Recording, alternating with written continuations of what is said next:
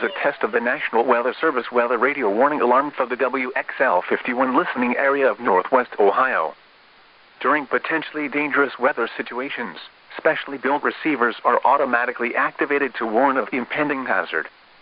Tests of these receivers are normally conducted by the National Weather Service every Wednesday between 11 a.m. and noon.